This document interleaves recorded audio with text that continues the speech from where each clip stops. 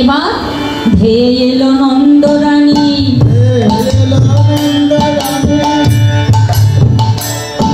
আর অতি শীঘ্র হইয়া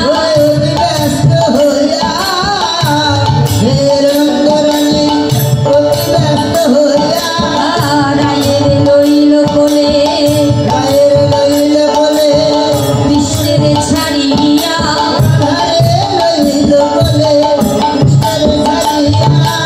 আর ক্ষীর পুরি পায়েস নানাবিধ আনি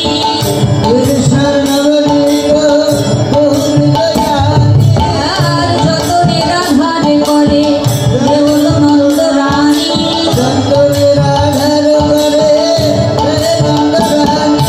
আর খাও খাও বলি দ্রব্য দিল রাধিকায়,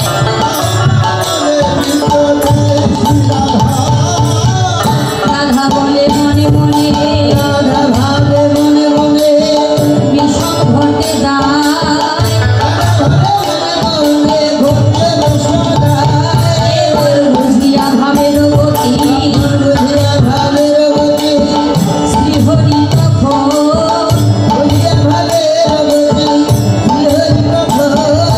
আর পাতিল অপূর্ব মায়া বিচিত্র কথন, এবার মায়ের কোলেতে দেখি অন্যের সন্তান,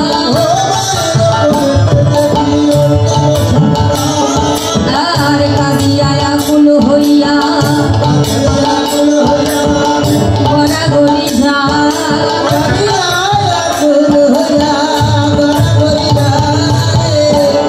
মায়ের কোলে অন্যের সন্তান দেখিয়ে গোপাল আমার কাঁদছে। এবার মা নন্দরানী কি করলে, বামে নিল রাধারানী আর দক্ষিণে শ্রীহরি,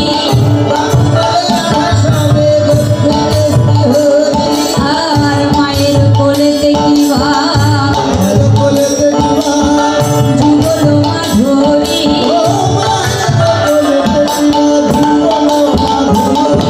এবার বুঝিয়া ভাবের গতি আর শ্রীহরি তখন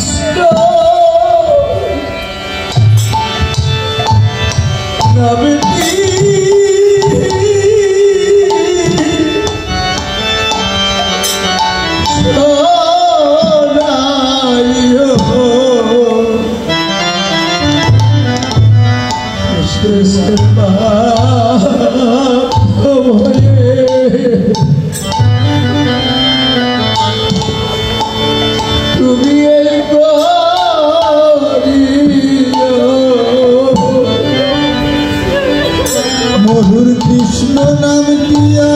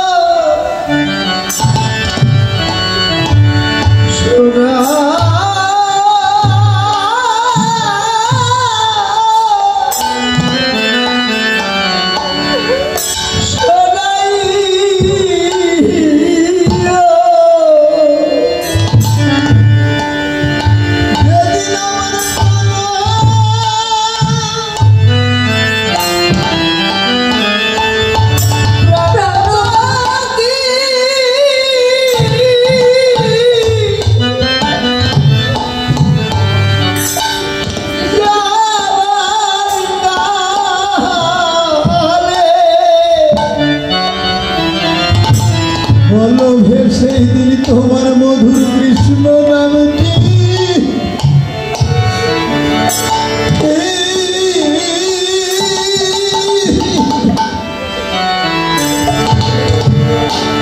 আমায় শোনা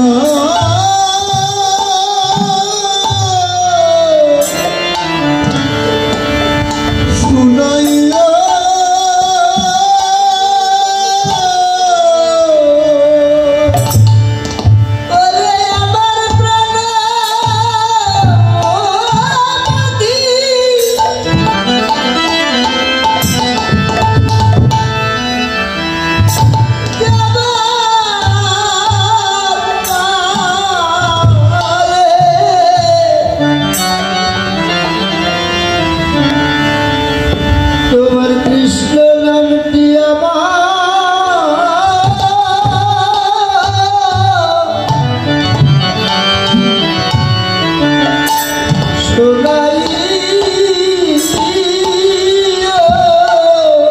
সেদিন তুমি বিনয়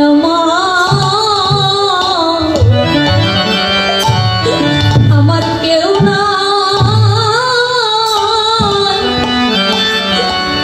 নাই বললো তুমি বিনয়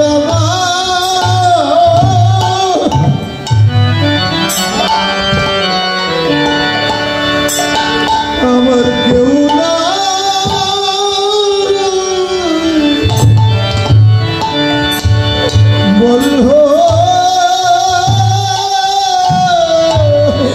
মধুর কৃষ্ণ নামটি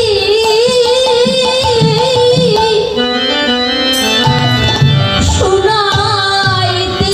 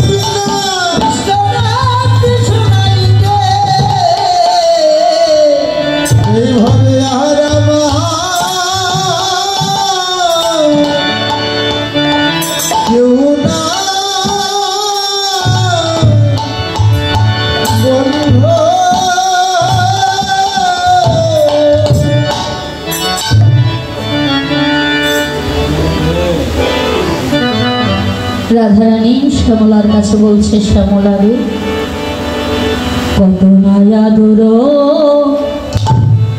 করায় না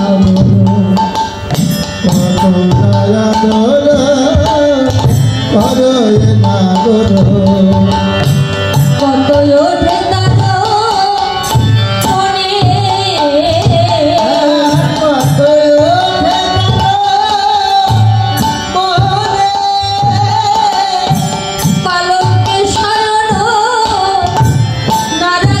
না রাখে কখন,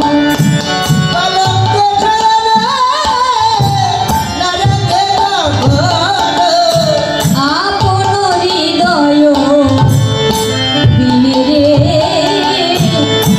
আপন হৃদয় দিনে।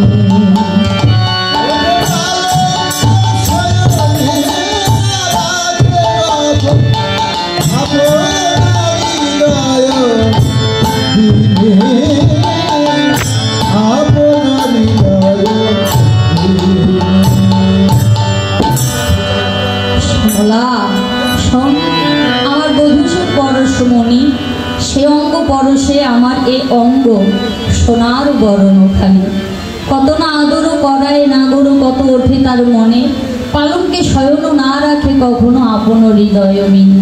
সখীরে, সারা রজনী ধরে এক নয়নে নয়ন, এক বয়ানে বয়ান, এক নাসিকায় নাসিকা, এক হিয়ায় হিয়া, সারা রজনী ধরে আমাকে হিয়ার মধ্যে রেখেছিল।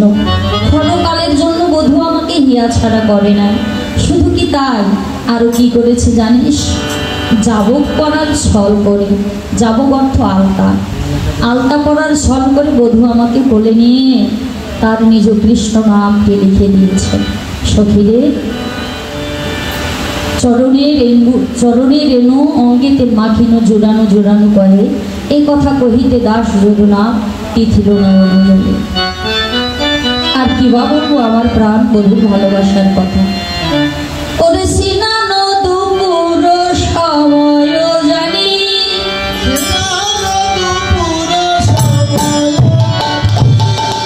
তপত পথেতে ঢালায় পানি,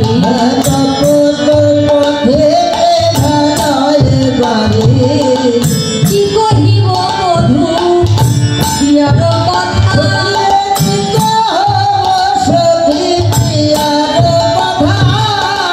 কহিতে অন্তরে লাগায় ব্যথা, কহিতে অন্তরে লাগায় ব্যথা, তাম্বুল ভক্তিয়া দাঁড়াইয়া পথে, আমি তাম্বুল ভক্তিয়া দাঁড়ায় পথে, আর হেন বলে প্রিয়া পাতায় হাতে, হেনবেলে প্রিয়া পাতায় হাতে, প্রসাদ লাউরা প্রসাদ দাওরায়, অধরামৃত প্রসাদ লাউরাই, অধরামৃত আমায় প্রসাদ দাওরায়। শ্যামলা, আমার অধরামৃত যখন প্রসাদ চায়, আমি লজ্জা পেয়ে কি করলাম জানিস?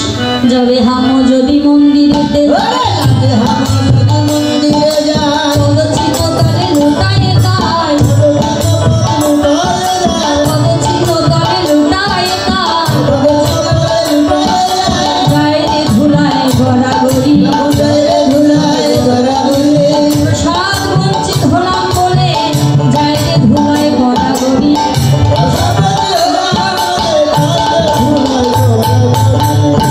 বধূর ভালোবাসার কথা বলতে বলতে স্নানের সময় হয়ে গেছে। সমস্ত সখী একত্রিত হয়ে যমুনাতে স্নান করতে যাচ্ছে। এদিকে নন্দরাজা বাড়ির আঙ্গিনায় এসে রাম কানাইকে ডাকছে। ওরে মাথানো হইতে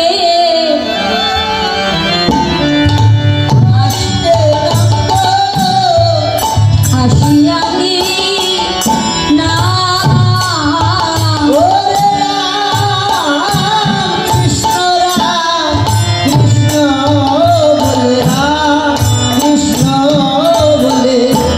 আর ডাকে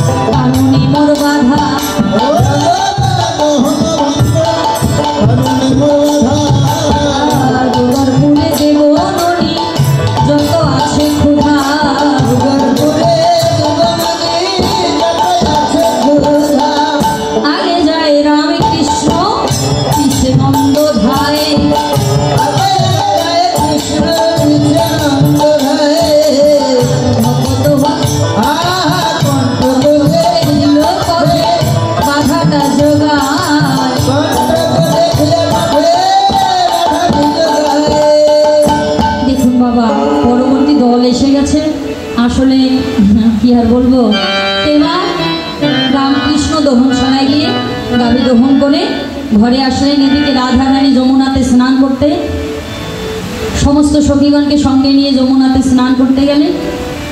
এদিকে রাধারানীর দর্শন পেল আমার প্রাণ গোবিন্দ। রাধারানীর দর্শন হয়ে গোবিন্দ আমার ঘরে এলো। এবার মা যশোমতী রাত্রিবেলা একটি কুস্বপ্ন পেয়েছে। তাই কুন্দলতাকে ডেকে বলছে, কুন্দলতা, আমি গোপালের একটু অমঙ্গল স্বপ্ন পেয়েছি। কি স্বপ্ন? যে গোপাল ওই কালিদহি কালো জলে ডুবে গেছে, আর ওঠে নাই। তাই এই অমঙ্গল স্বপ্ন পেয়েছি। অমঙ্গল নাশ করবার জন্য সতী নারী ভাতে রন্ধন খাওয়াতে হবে। তো বৃন্দাবনে সতী বলতে একমাত্র রাধারানী। তুমি জটিলার মন্দিরে গিয়ে আমার রাধারানীকে নিয়ে আসো। রাধারানীর হাতে রন্ধন খাওয়ালে গোপালের সব অমঙ্গল দূরে যাবে। তাই এবার রাধারানীকে নিয়ে আসলো। রাধারানীকে নিয়ে এসে রাধারানী মা যশোমতীর চরণে প্রণাম করলেন। রাধারানী আমার যশোদা চরণে করিয়ে প্রণাম। যশোদা